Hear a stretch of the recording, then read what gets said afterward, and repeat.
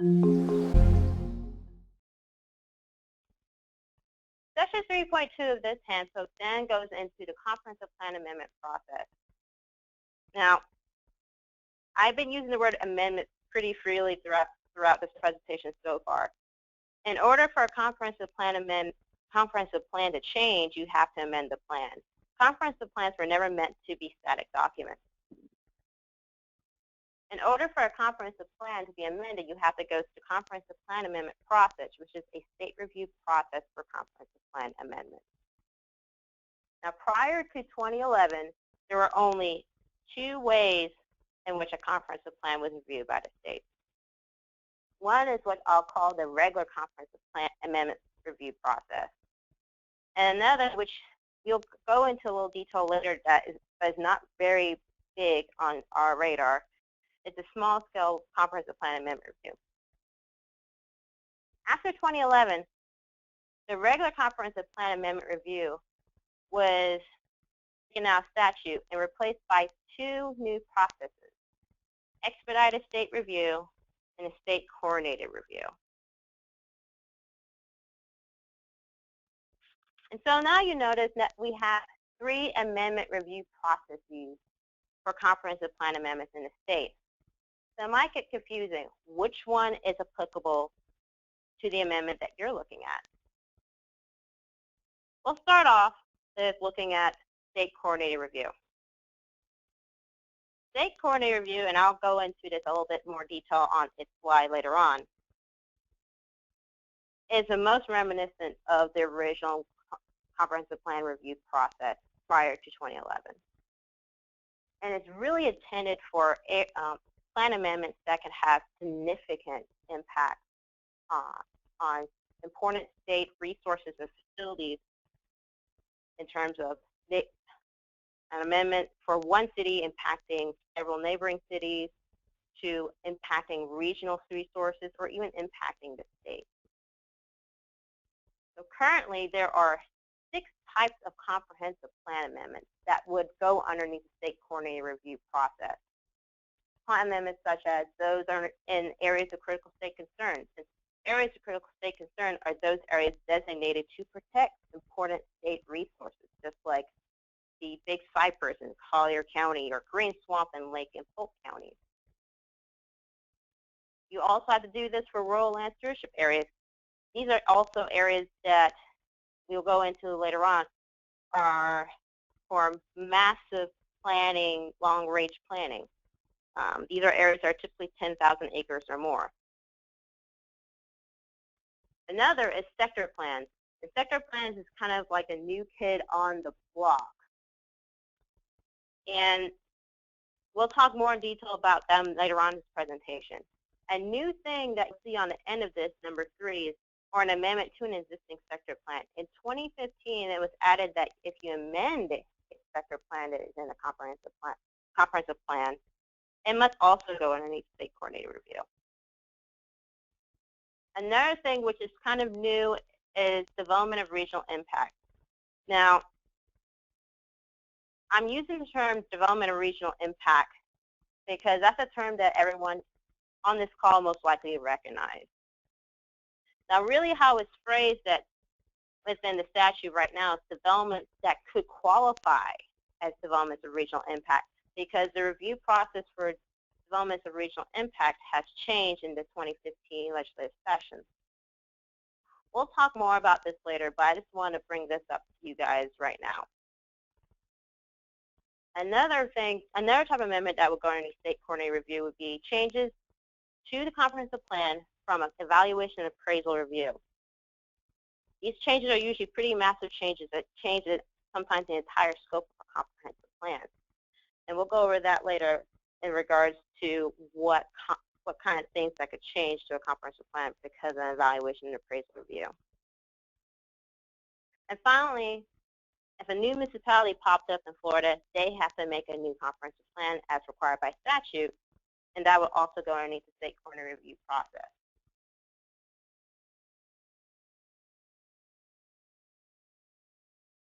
Now, the other two review processes mentioned, expedited state review and small scale.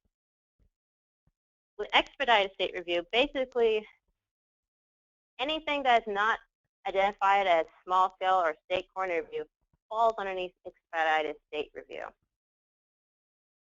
And a small scale amendment are those amendments that are typically 10 acres or less. And there's usually a cap of 120 acres per local government. We'll go into these in a little bit.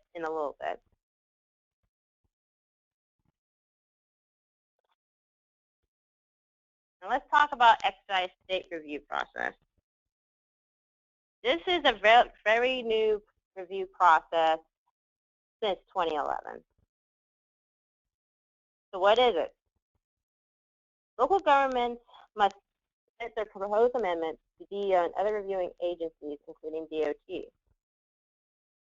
Once the proposed amendment package is considered complete by DEO, a clock begins, and all reviewing agencies have 30 days to submit their comments to the local government. Now, it's a little different for agencies such as DOT, DEP, and what have you, because not only are they submitting their comments to local governments, they're also submitting their comments to DEO. So just keep in mind of that. But like I said, they have to have their comments into the local government 30 days after receipt by DEO of the proposed comprehensive plan amendment.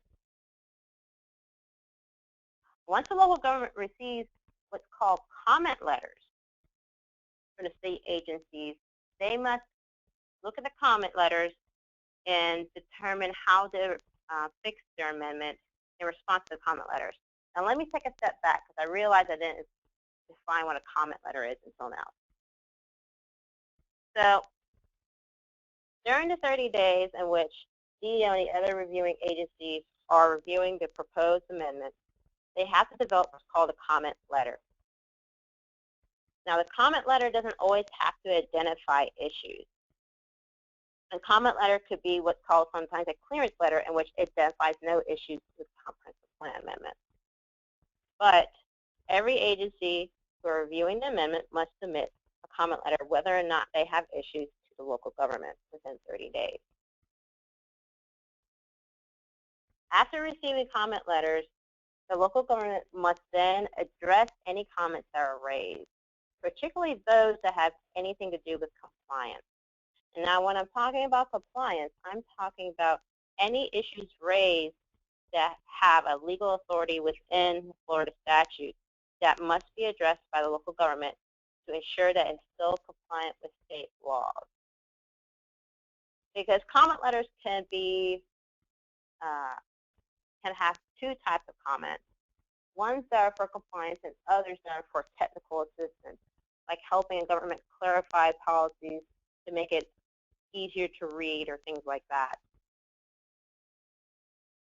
After the local government addresses comments, they must submit their adopted amendments that address the comments submitted by the local, submitted by state agencies to DEO and those reviewing agencies that submitted comments. Then within 30 days of receipt, DEO must determine if the adopted comprehensive plan amendment is compliant with state law. If it is, then the amendment will get what's called a notice of intent, and it's considered effective 30 days after receipt by DEO. No, 31 days. My apologies. Now, a problem can come up if a local government does not comply with all the comments, particularly comments that are of the issue of state compliance. If a local government does not comply with those types of comments, DEO can challenge the adopted amendment. Two things can happen when DEO challenges the amendment. One thing is that the local government will come back, enter into a compliance agreement with DEO, and produce what's called a remedial amendment that will address those comments that they did not address during their adoption process earlier. Another thing that could happen is that the local government could just withdraw the amendment completely and just start over.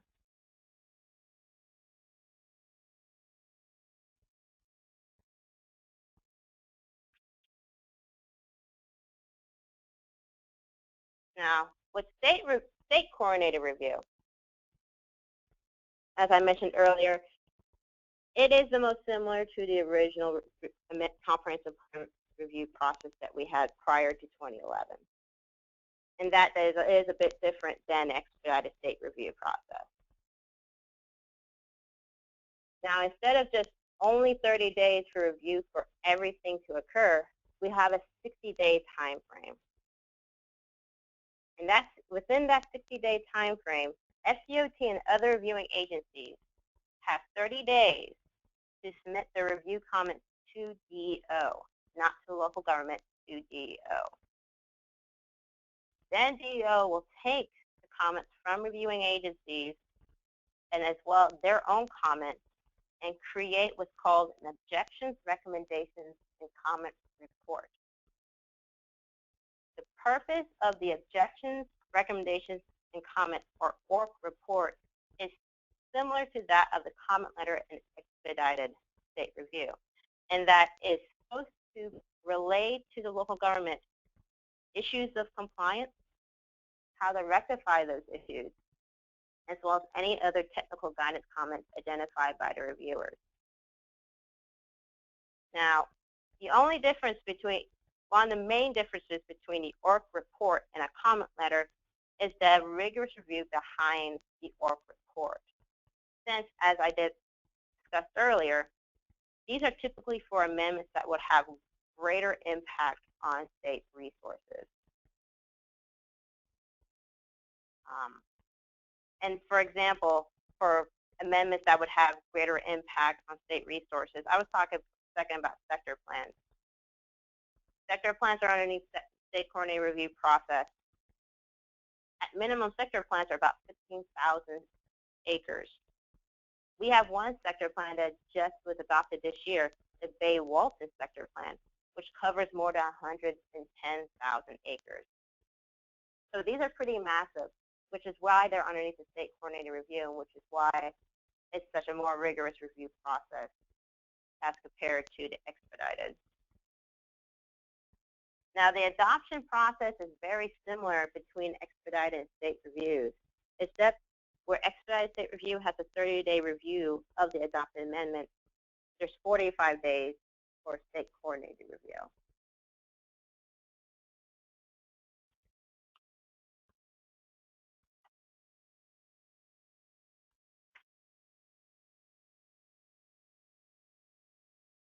The next and final amendment review process that I mentioned was a small-scale amendment process.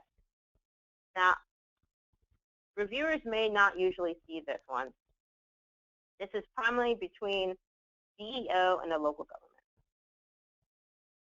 Small-scale amendments are those amendments that are typically 10 acres or less, unless they're in an area that's called a rural, unless they're in an area that's designated as a rural area opportunity, which was the previous rural areas of critical economic concern, or RACIC areas.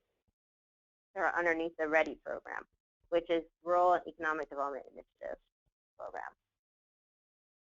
Small-scale amendments are not allowed in areas of critical state concern, going back to the fact that they do protect state resources and they're underneath the state coordinated review process.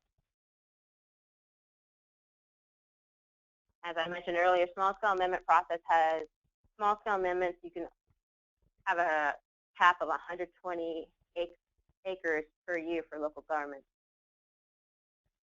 The biggest difference between small-scale as compared to state coordinated and expedited is the fact there's no comment letters or reports associated with the small-scale amendment process. All that happens is that once the government adopts the small-scale amendment, it's submitted to DEO after having at least one public meeting.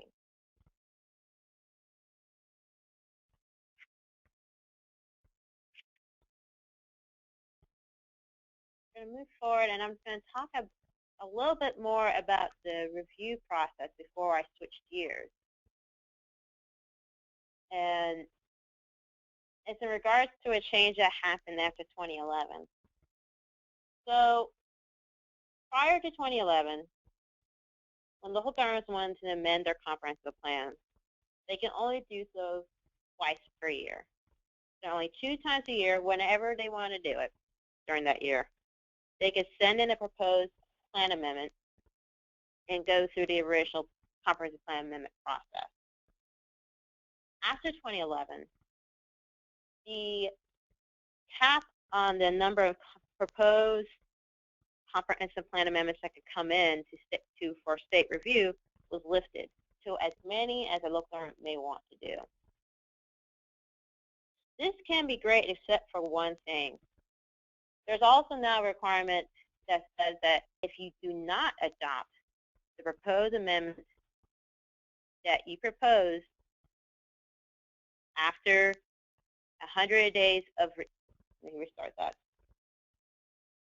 If you do not adopt the proposed comprehensive plan amendment after you received the comment letter or report on that amendment, after 180 days, that amendment is withdrawn. So what I'm saying is, say you have a comprehensive plan amendment you made earlier in the year. You submitted it to DAO and the other reviewing agencies, got their comment. Now you must address their comment. From the time which you receive the comments from state agencies, you have 180 days not only to address their comments, but also to hold a public meeting to adopt your revised comprehensive plan amendment. If you do not do that during that time frame, your amendment is considered withdrawn and the local government will have to start over. Now, it's not all doom and gloom in regards to this. Say your local government, you had a massive comprehensive plan amendment, and you realize there is no way you're going to be able to finish all of this within 180 days. You can contact DAO and work out an agreement with them that will extend your time frame to a later date so you can get your comprehensive plan amendment in.